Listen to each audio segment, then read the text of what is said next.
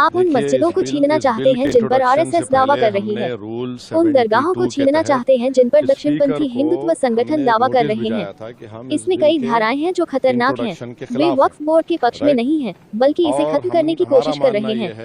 उनकी सभी तर्क झूठे हैं। ये कानून नहीं है बल्कि वक्फ को ध्वस्त करने और मुसलमानों को खत्म करने की कोशिश है। इरशाद ओवैसी साहब, ये बिल बेसिक स्ट्रक्चर जो संविधान का उसका वायलेशन करता है और खास तौर से जुडिशियल इंडिपेंडेंस का और सेपरेशन ऑफ पावर्स का ये वायलेशन करता है।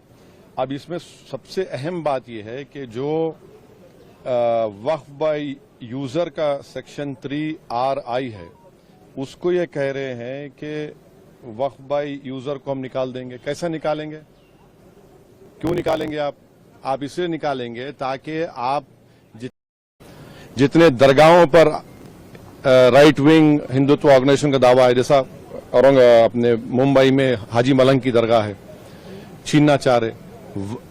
वक्फ बाय यूजर का अब निकाल कर बोल रहे हैं कि डॉक्यूमेंटेशन लेकर, भाई 400 साल का डॉक्यूमेंटेशन रेवेन्यू से नहीं निकलेगा तो क्या करेंगे? आप दे देंगे क्या? चेंज कर देंगे?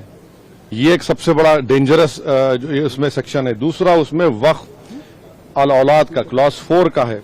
देखिए, भारत में जो कानून है ना, वो किसी को रोकता नहीं है कि वो अपनी प्रॉपर्टी को विल के जरिए डिस्पोज करे या किसी को गिफ्ट दे। तो वही कोई मुसलमान अगर अपनी औलाद के लिए ऑफ कर रहा है तो इनके पेट में दर्द क्यों हो रहा है? हिंदू एंडोमेंट बोर्ड में इजाजत है इसकी, सब जगह दूसरे गुरुद्वारा प्रबंधन कमेटी में इजाजत है, तो मुसलमानों के वक्फ बोर्ड में क्यों नहीं होगा?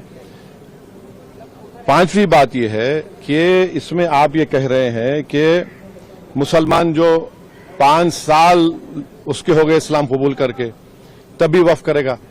ये फ्रीडम ऑफ रिलीजन का ग्रेव वायलेशन है। अच्छा, दूसरे रिलीजन को मानने वालों के लिए ऐसा कानून है? नहीं है। और आप कौन होते हुए तय करने वाले मुसलमान हुआ नहीं हुआ? 5 साल उसको रुकना चाहिए तभी जाकर, माने आप वेट करेंगे हैं? और ये और एक उसमें जो बात जो ऑब्जेक्शनेबल है वो ये है कि अगर कोई सेक्शन 61 में आपने डीएम को बहुत पावर्स दे दिए, अब डीएम कोई फैसला करता है वक्फ बोर्ड के खिलाफ, मुझे ट्राइब्यूनल जाना है। अब ट्राइब्यूनल पहले क्या था, एक जज था, डिस्ट्रिक्ट जज, सीनियर सीजे अपॉइंट, और 2 लोग थे। अब कह रहे हैं कि ट्राइब्यूनल में 2 लोग होंगे, रिटायर्ड डिस्ट्रिक्ट जज और एक ऑफिसर होगा, क्या होगा वो, ज्वाइंट सेक्रेटरी रैंक का। कोई ज्वाइंट सेक्रेटरी रैंक का ऑफिसर बैठकर रिटायर्ड कलेक्टर के खिलाफ ऑर्डर देगा? तो ये खुद अच्छा, और एक बात, कलेक्टर कैसे जज बनेगा? फैसला भी वही करेगा, जज भी वही करेगा। ये प्रिंसिपल नेचुरल जस्टिस के खिलाफ है।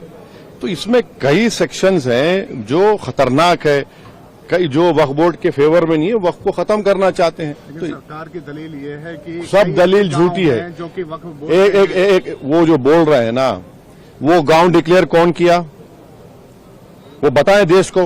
वो गांव डिक्लेयर अगर हुआ है तो वक्फ बोर्ड पे नहीं, बोलने पे नहीं हुआ है। इसलिए हुआ है कि सर्वे कमिश्नर की रिपोर्ट आई, उसके बाद गजीट इशू हुआ, और गजीट के लिए 1 साल का टाइम मुसलमानों के लिए, नॉन मुस्लिम के लिए कभी भी टाइम है। आप उसको ऑब्जेक्ट करिए ना। हैदराबाद में भी ऐसे के प्रॉपर्टीज थे जिनको गजीट के बाद भी कोर्ट ने ओवररूल किया। आप मिसालें दे रहे हैं। सुनेरी बाग की मस्जिद का अगर डॉक्यूमेंटेशन लाओ, कहां से लाएंगे बताइए?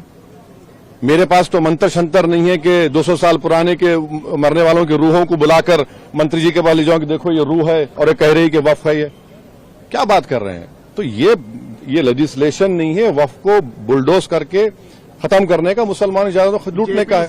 को गया है, आप लोग विरोध कर रहे थे, आपको लगता है कि जेपीसी से ये अभी इतना जल्दी बोलना गलत होगा। जेपीसी का भी स्पीकर साहब उसको बनाएंगे, क्या होगा देखते हैं।